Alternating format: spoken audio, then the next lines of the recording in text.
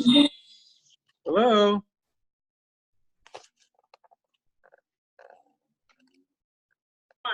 Hello, you guys, and welcome to the Women's Cave. Guess what? I'm all by myself today. So, Jay, don't ruin the illusion.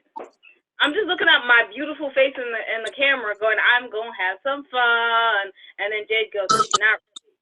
That's just great. That's absolutely great." Oh wow. I'm a very happy person today. If you don't know, this is Scotch and this is brandy. Jade is like, you can drink it.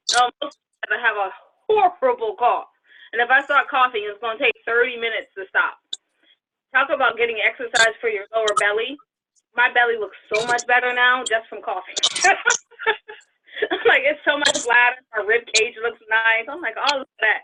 But it hurts. It really, really hurts to do that much. Moving on. No one allergies. Like fall allergies. Yeah. I'm allergic to all the trees around where I live, but I live near the water, so yeah, you suck it up for the water view. You go out, you die, you come back, you be like, beautiful water view, and you die again. But it's not important. Moving on. We have a wonderful guest today, but before we talk about our wonderful guest, hold on. 18-year-old Scott, loving it. I should talk about the books, because we do have books, because go figure, that's what we do. We have the And I Thought series, which is missing like about from it right now, but the work that being grown up was easy, and I did the journey alone. These two are artists. Please check them out on audible.com. And this is Jade's favorite. We're also the authors of The Misfit Guide, Sassy Sway That Leaves Crooked Foot, and Cocktail Soirees in the LBD. My favorite book, because it's a cocktail recipe with life lessons, because you need them after you wake up from the cocktail. I'm the author. I am the author of the series and I thought I had it all figured out because who cares? Let's try some scripts. So I was like, let's do that, and I made it into a book. We also do the literary magazine and the 25 hottest authors, artists, and advocates. And today our guest would fit into the artist category. In case you're one of the authors going, huh? Nah. Today is an artist day, not an author day. And yeah, that's about everything that we do. So you can find everything we do at andwethought.com, our books on amazon.com, barnesandnobles.com, and audible.com. Before I forget, since Jade's gone, you can check out our reality TV show reruns now on facebook.com and the one episode now on amazon.com. Please watch the one episode on Amazon. It looks so lonely, and we need to get. I'm joking. Very much am I joking. But anyway, let's go ahead and introduce our wonderful guest. Wonderful guest, will you introduce yourself? Yes, hi. My name is Shaynon Daniels. I'm a music producer, artist, songwriter, and the co-owner of Janger Productions, which is a music production company as well as a group of recording studios. Okay, I love the fact that he has a recording studio. And I've always wanted to know. I should start with my normal question, but since Jade is not here to be like, well, no, not with your normal question. Okay. What goes on in a recording studio other than recording? Because that part's boring. I'll say it one more time because it cut out. I said, what happens in a recording studio other than just the recording? Because that part's a little boring. Lots. You know what? The studio for me is very much like a safe haven because I get to get all of my crazy out in long spurts of time.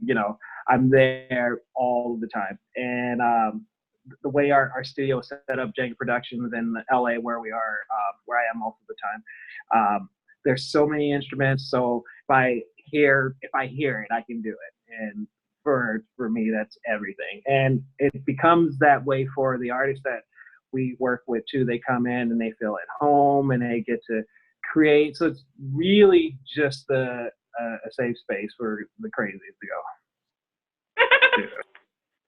And then when they come out, we have wonderful songs to listen to. So I want to say thank you so much for giving them that safe space. You should really consider being a nonprofit. Thank you. Yeah, no, it's amazing.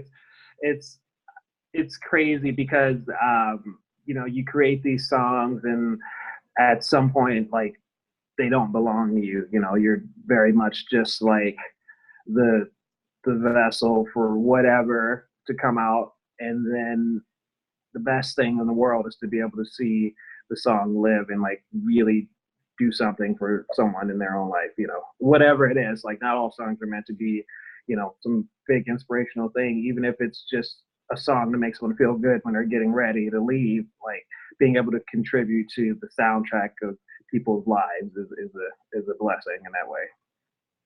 Yeah, I have to agree. Because I mean, I think today we have a playlist for everything, and Yeah. once you use that song, it becomes part of that person's life and that memory that they attach to the song. That's kind of a really cool concept. Yeah. When a Yeah. recording to make something that's yours to come out and belongs to the world. Yeah. All right, too much talking on my behalf. So back to questions. So How did you get started? you know, I started playing piano probably around age 6. I really wanted to play. Mom, we couldn't afford lessons, so and we didn't have a piano at home, so I found one wherever I could. I spent all of my recesses in elementary school on in the band room or in the auditorium because there was a piano there, and I brought a notepad, and I started really just pursuing figuring it out on my own. And my older brother, not a musician, but is very much into music and exposed me to everything from like Prince and Seal and Stevie Wonder to like Led Zeppelin and the Beatles and Radiohead. And it just opened up my world. And I remember being a kid watching Purple Rain, which probably too young to watch some of Purple Rain, but it's fine. And just watching Prince do the beautiful ones, thinking to myself, is everyone okay with the fact that he's like wearing what he's wearing? He's playing all these instruments. He's lying on the ground screaming, and it's glorious. And no one has a problem with this. This is fine with everybody. And it just opened up my mind to like, you know, the fact that, you know, people are out here like just creating what's true to them and not apologizing for it. And that sentiment has always kind of inspired me. And, you know, as I went on and started developing myself as a producer, I ended up linking with my two partners in Jenga production, Michi Funicelli and Jim Funicelli. And we started our company, Jenga Productions, and we started our recording studios together. And then we've kind of just been rocking for a minute now. Oh, that is that 18-year-old Scotch didn't work. Hold on. I'm never supposed to do that on camera. I am really sorry, you guys.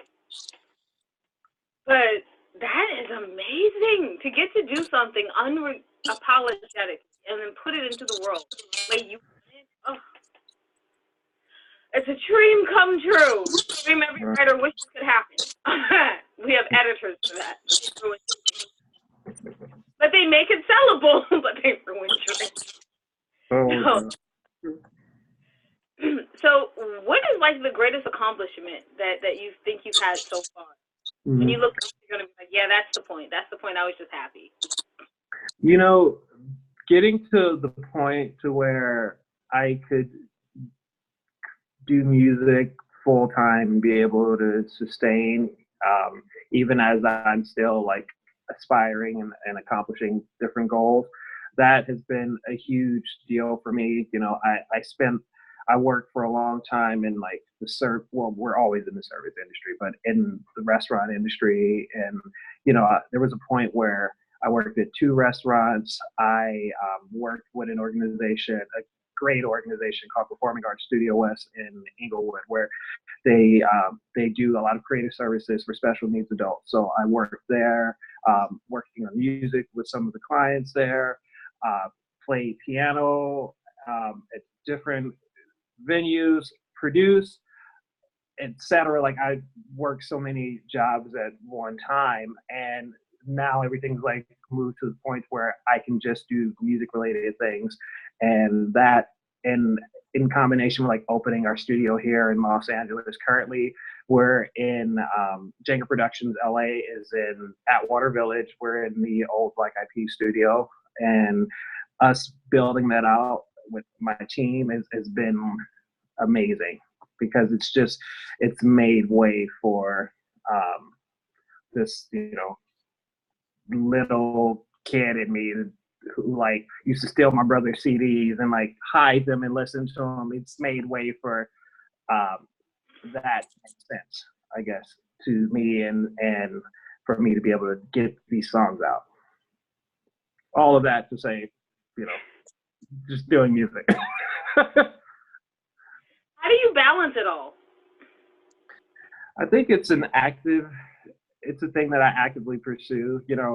It's so easy in our business, in like the arts, and probably in anything, to get burned out just because it's almost looked at as like a virtue to overwork. It's looked at as a virtue to cut off human interaction. And with what I do, it's very much the fuel source for the songs or for whatever content.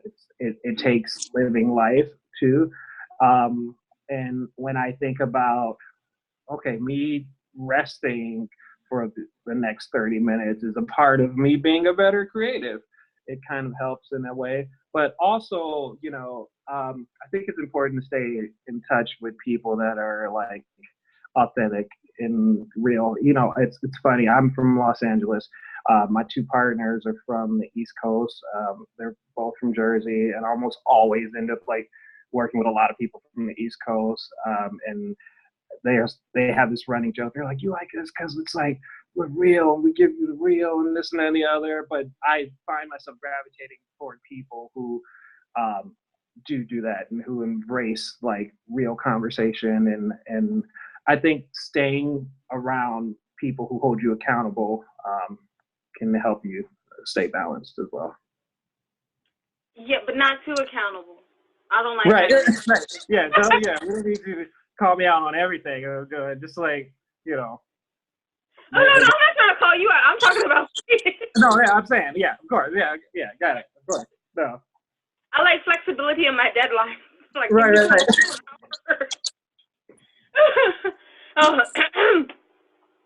So I want to thank you so much for coming on today. Can you please tell everyone where they can and more information about Jenga Productions and if they're interested in getting their music what they should know. So I made that a 3-part question. Let's go with 2. Where can people find you? And to get into your recording studio? Absolutely. Thank you so much. Yeah, you can find us at jengaproductions.com, Jenga like the game, Jenga, productions.com. Also Instagram at jengaproductions.com. My Instagram is Shaynon Music, SHAYON Music. And yeah, we're there. We're ready to welcome you. Amazing. Mr. Daniels, it has been an absolute pleasure to interview you today. And so much. I know nothing about music and recording studios, except for there's occasionally snacks.